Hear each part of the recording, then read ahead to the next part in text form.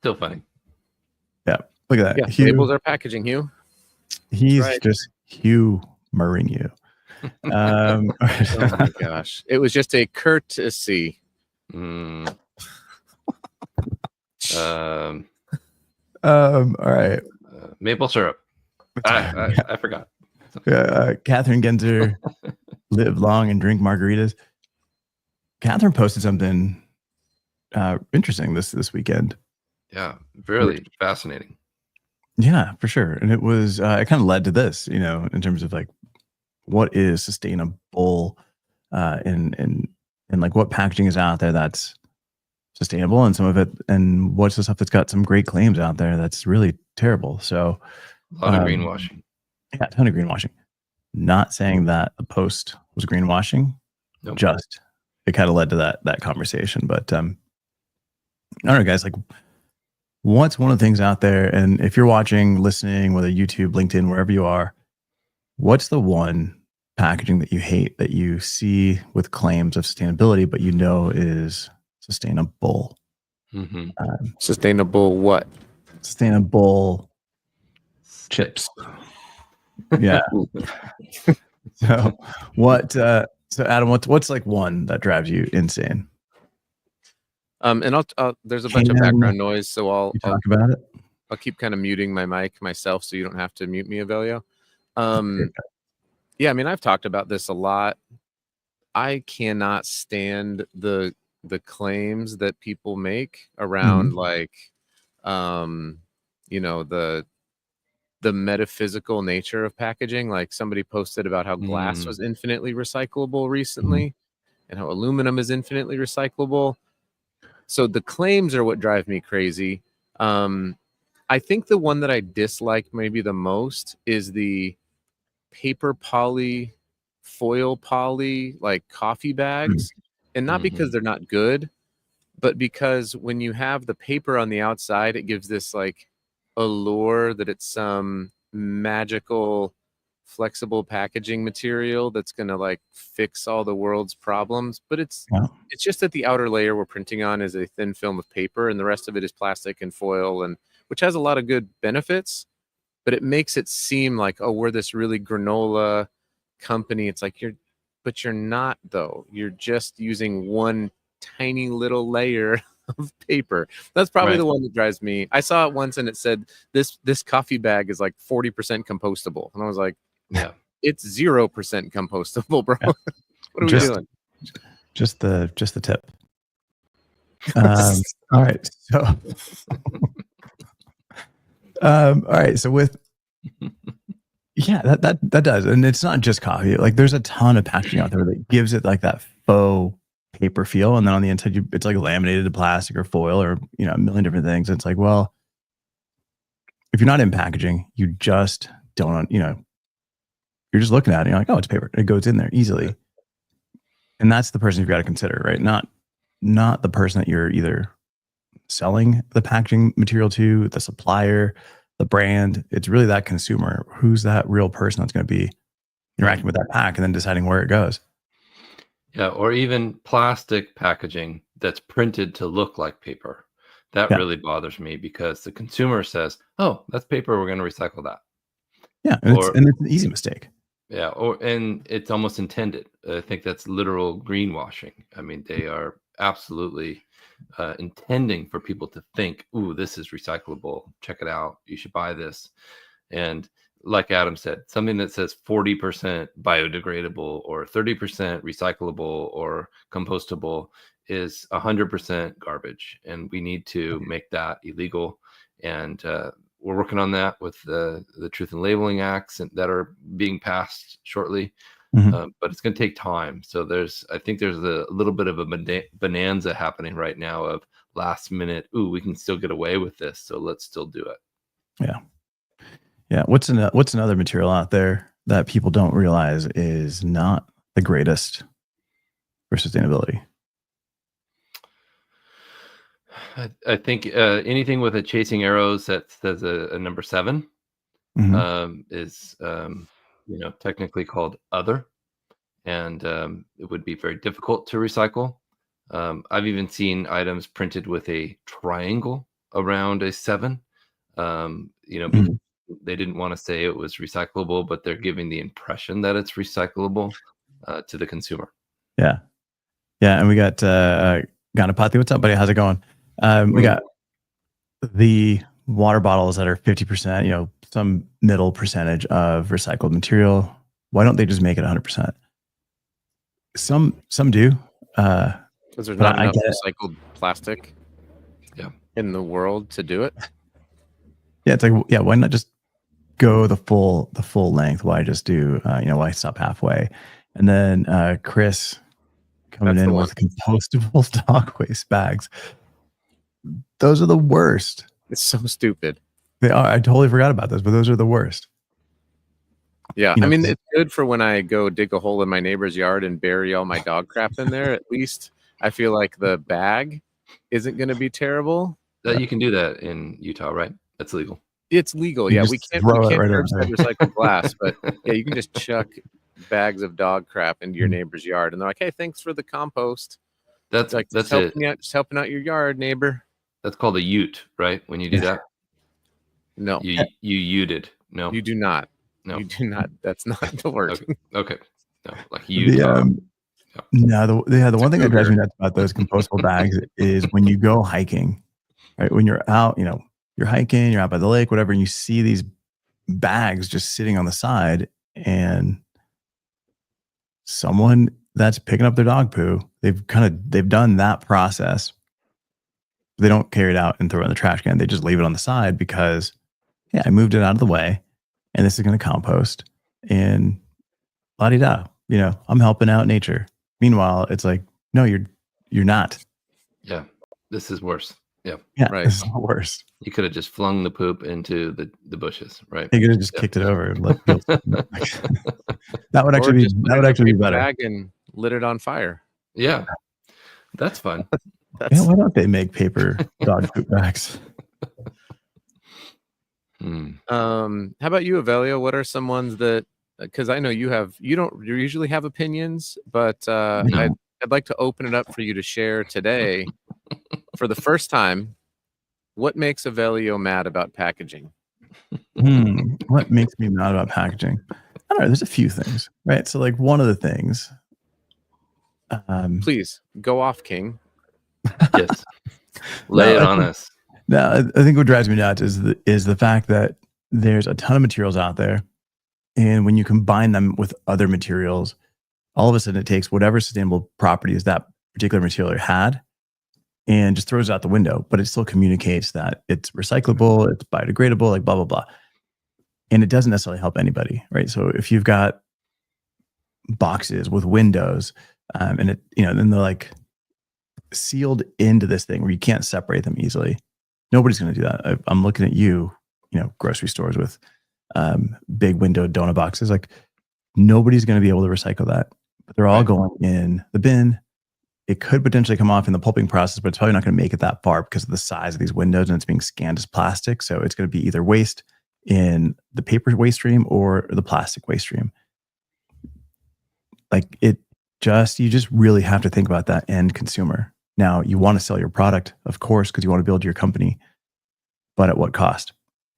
And if Windows sell the product and that's a big part of it, fine. Just put on there, do not recycle. Like, just, clearly say this is trash. Eat the food, dump the trash. I think that's something that is driving nuts. I made a video, and I hope that this made some change, but it was this product called Seeds of Change at Costco. Mm-hmm. And they had a window, like a clear window on their box. And then inside of the window, all you saw was the flexible pouch that was on the inside. Like, it didn't do anything. Yeah. And somebody had convinced them, like, yeah, putting a window in this Costco box is good. Probably the people who had to sell window patching from their corrugated. But so I made a video. It got a lot of traction, and people were tagging Seeds of Change. And probably about 2 months later, I noticed on their packaging, they had removed the window and made a comment about how they had removed it. And I was like, oh, looks like I planted a seed of change. Oh, well done, sir. Seed of change. for seeds. Yeah, the windows I don't understand, and a lot of people are like, no, we have to have it. It's like they're making it's like the people who think that Kind Bar needs to have like a clear wrapper instead of just a Right. paper one that could be curbside recyclable. That's It's those ridiculous. kinds of people, if you know anybody, that are like, oh, people won't understand what's on the inside if we print it. We got to put a clear window in so they know it's donuts. It's like, yeah, I think they know it's Hey. donuts, buddy, when you put donuts on the outside of it. When So we're talking about kind of- brand, then yeah, you've built a brand on this clear plastic packaging. Suck it up. Like that's it. You know, you Hang change the paper, you've just devalued the brand. Sorry. Out of here. Oh, What are you Give me a doing? second, guys. You're gonna change your shorts, are you? Yeah, he's gonna hang put on. his wig Gotta- on. Yeah. Just So yeah. where'd it go? And then we got Ganapathy saying that de-inking from artwork is also challenging while recycling. Great point. Yeah. And metallized and foil stamping, all of these things add to the challenge. Yeah. Yeah, look at that. So you're really saying like you would look at this or look at this and be like, it's definitely that clear. I really need that clear to know that this is a Kind Bar, and I'm going to eat it over. No. But if I'm making a decision between those two as a consumer, the one on the bottom, the Kind Bar, looks fresher, right? Because everything that's trust behind issue, a paper right. wrapper where you can't see the product is like some kind of hidden combination of different chemicals that make up a product. Like that's pretty much the way it goes. Doesn't matter what's actually inside or how it look or how it tastes. It's just the fact that consumers buy with their eyes when you're in a grocery store, when you're looking Right. for a snack. That's what happens. Yeah, we got The- Hugh coming in with the maple syrup margaritas. I've spoken to some of the noodle companies, if you will, Mm. spaghetti and pasta based companies, and they've done studies that show that if you remove the window from the packaging in the USA, Sales your go down. sales will go down. Yeah, and People don't Barilla, trust. Yeah.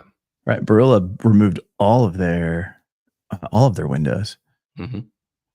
You know, and they did a huge marketing push on we've removed the windows. We just all you need are pictures of the noodles because you know what noodles look like. I Mhm. mean, they're all dry and gross looking anyway. And people stopped buying them. They just shifted over to the other boxes, the other brands that had windows on them Yep. because they like to see the They like to see the product. That's just the way it goes. We have Unfortunately, trust issues, right? What if everybody in the pasta world said, you know what? What if we just made it illegal? We passed a law that said no clear windows on pasta boxes in the U.S. I love it. What would yeah, happen? but what about all the bagged noodles? Mm. I So they I, switched to I bags just of, bought like, some. I just bought like it's not a stand-up pouch, but it's like this poly bag of noodles because it looked more Italian. Like it was, I'm being Wow. completely honest at how stupid I am as a shopper because this is the you are majority really of people. dumb. This is the majority of people in the grocery aisle. Like I looked at the packaging. I was going to grab my standard, pasta noodles. And I saw this other bag. And in my head, I'm like, that one visually looks more Italian. Like I get why consumers are buying because it was like almost gone. So I picked it up because I wanted to see what it actually tastes like, what was different about it. But it was like a matte, semi-opaque bag. It had that paper texture to it, but it was plastic. And then it had like printing where it was a little distressed, and it had like a grandma on there. And Oh well, it was homemade then. Homemade. yeah, it spoke to all of those cues. So obviously I know that it's not any more Italian. It's made in like Jersey or, Utah. But New York City. yeah, exactly. But those are the things that make consumers change, purchase products. I don't know. So like back to other terrible packaging. Yeah. What, EPS foam? Like that's a disaster. Always says recyclable, and it technically is. I think that's one of the biggest issues with these plastics is technically recyclable. Mhm. And I think we need to make a rule that says it has to be curbside recyclable Mhm. in order to have that logo on it. But that's going to take years to implement because the laws are different everywhere. Yeah. Yeah. With EPS, I just spoke to the team at Womi. Yeah, great Womi is people. awesome. Yeah, these guys they're based in Finland. They came out of the Aalto University with this product, which is insane. It's made out of tree fiber. This foam can recycle with paper. So if you've got a cardboard box, you've got foam in there. Take your product out, you can put the whole box with the foam in the paper recycling bin, and it recycles. Amazing. It also degrades. You could eat it if you necessarily wanted to. Do it. Do it. You know, what I will tell you is if you get it wet, like, because one of the questions is when you're doing foams and you've got layers in there, Mm-hmm.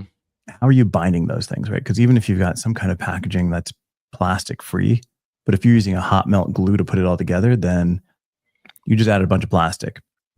But this stuff, if you get it wet, if you get the surface wet and get another piece, it bonds together. And say you wanted to do like a drop-in card to cover this, you just basically get it wet, and as long as your paper that you're adhering to this is uncoated, it sticks, and it's there forever, which is insane. That stuff's really super cool. Amazing. Is it I there got to infinitely? launch that. What's that? It's there infinitely, forever. No, because this biodegrades also. Oh, okay. So it's not there forever. It is not there forever. It is Okay, gone. I'm just making sure that we're staying true to our words. For sure. We got John Greger coming in saying there was a time in the past where pasta noodles were always packaged in windowless boxes. Adding windows is pretty new. What are you unwrapping over there? This is the Cliff Bar. I'm doing a live taste test behind the scenes. Mm. Cliff versus Kind, and I will tell you that Kind bar is kind of sticky. Yeah, Yeah. And because and it's it's fresh. it sticks to the plastic on the inside. Yeah. Did And you see their new logo though? that Wow. thing. I did not expect my dumb TikTok video with the Zoolander on the back end of it. It's got like Dude. 200,000 views. Awesome. Okay, Insane. back. I'm back on TikTok, baby. He's back. Just before it goes out. Chris is asking, do you think people are influenced by the packaging in a different way when buying in the store versus when people are buying an item online? Yes, Absolutely. That's Mhm. the psychology behind it is incredible, and there are smart people, much smarter than me, trying to figure that out. Yeah, and what we're trying to figure out is no. Yeah, when you're in store, you've got to see your packaging has to communicate so much directly to that consumer. When you're buying online, the packaging has zero to do with that purchase decision. Right? So it's all about images of the product, storytelling. You may show like a picture of the product with the packaging behind it or something like that, but really, the packaging for e-commerce has a different job. When it arrives at your home, you need to pick up that excitement of when they clicked buy at home. So that packaging is not about communicating what's inside. You already know what's inside. You purchased it. Yeah. And you got to continue that story and give them the reason why they purchased it. Reinforce those benefits. So those two they don't work together. They're completely different. I've got something that I hate. Hmm. What do you hate? Speaking of commerce, I think, and maybe this is a hot topic, maybe it's a hot button topic. I think we put Maybe not. way too much emphasis on over packaging for unboxing experiences Mhm. when I think e-commerce could stand to use a little bit of humility. Mhm. Like, just ship the stuff, just get it to the person. I don't think it has to be some like we just want to really create this like incredible. Now, if it's like an influencer thing or for social media, if it's like a real part of marketing, okay, fine. That's It's going to be different, limited right. edition, whatever. But some of this stuff, it's just like we want to create this whole experience, and I'm like, I just brought a toothbrush from you. Just can you just ship me the tooth? Like, I don't need an experience for 99% of the stuff that I buy.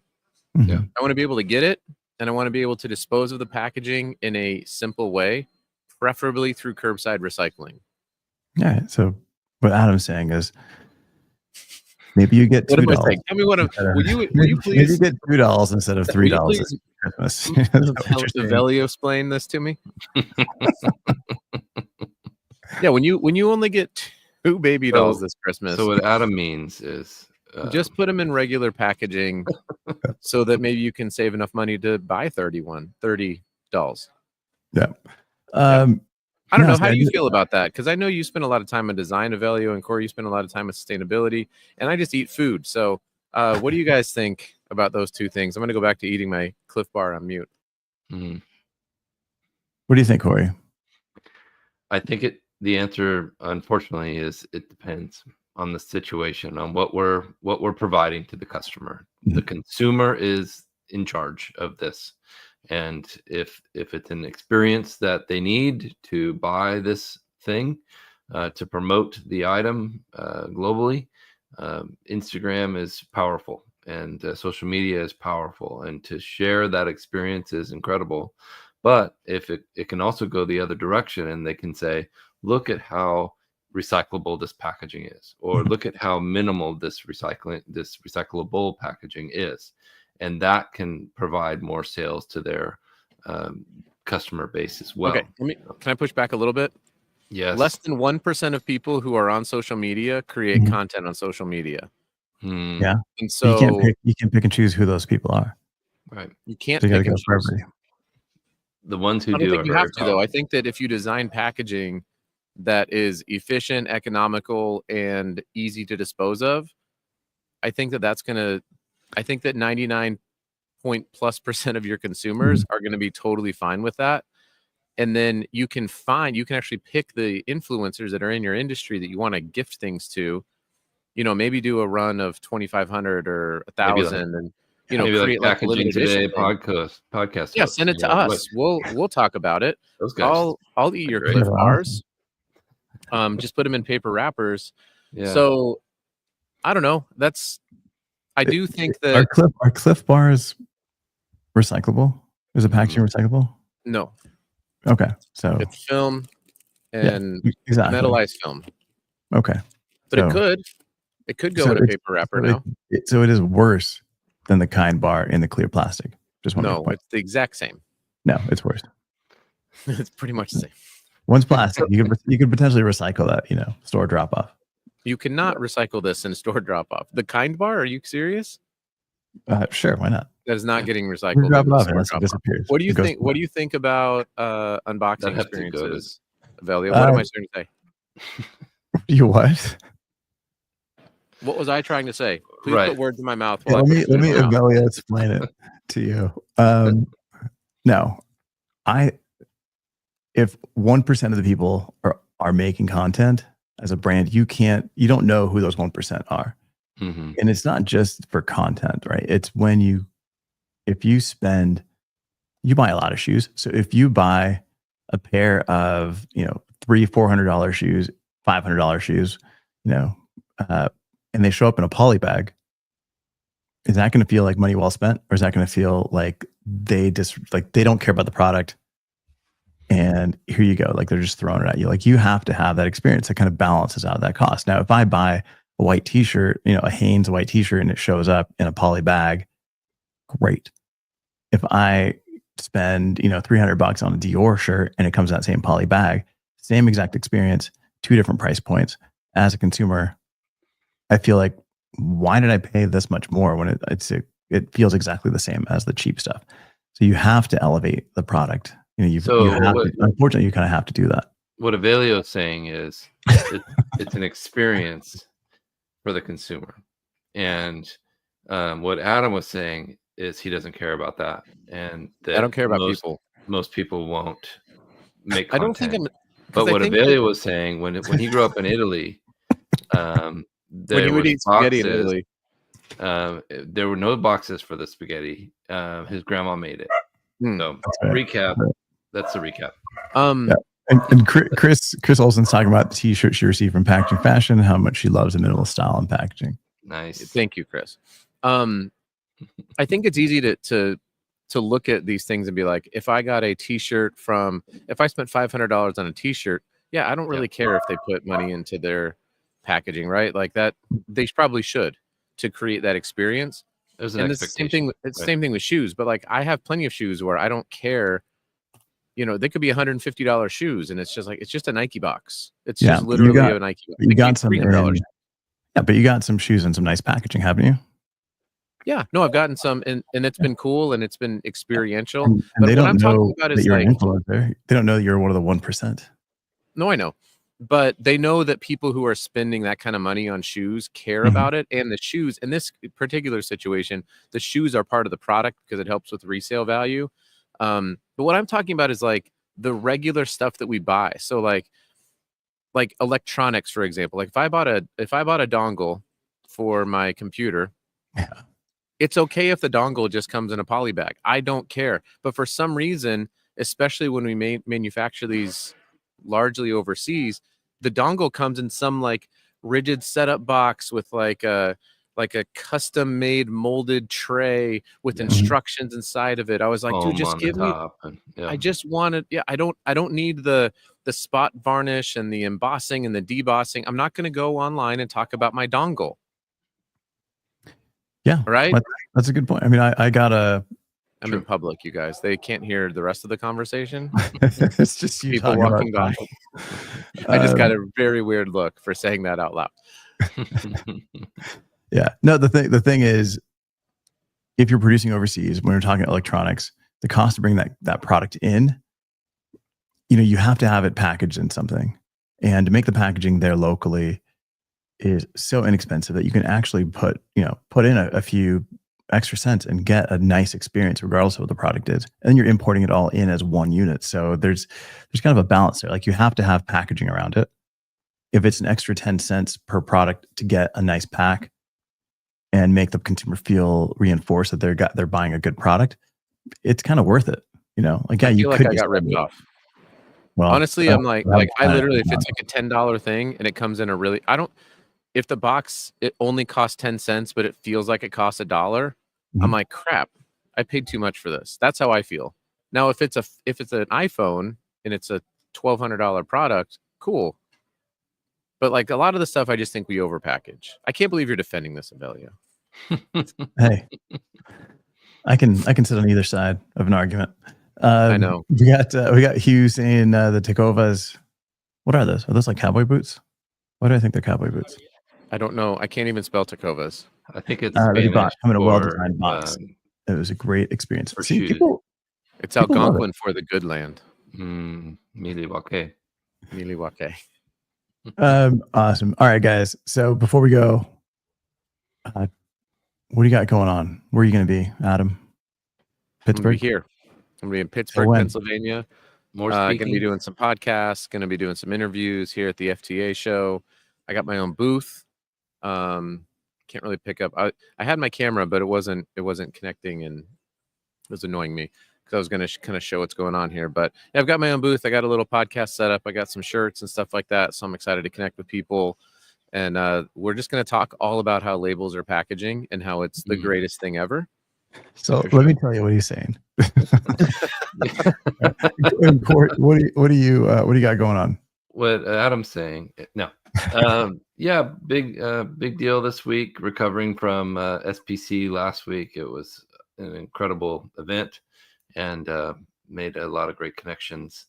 If you haven't been to an SPC event, I highly recommend it. Awesome. Do me a favor, go check out the YouTube channel and the latest interview with Wolmy. Like I said, this stuff's insane. It's super good.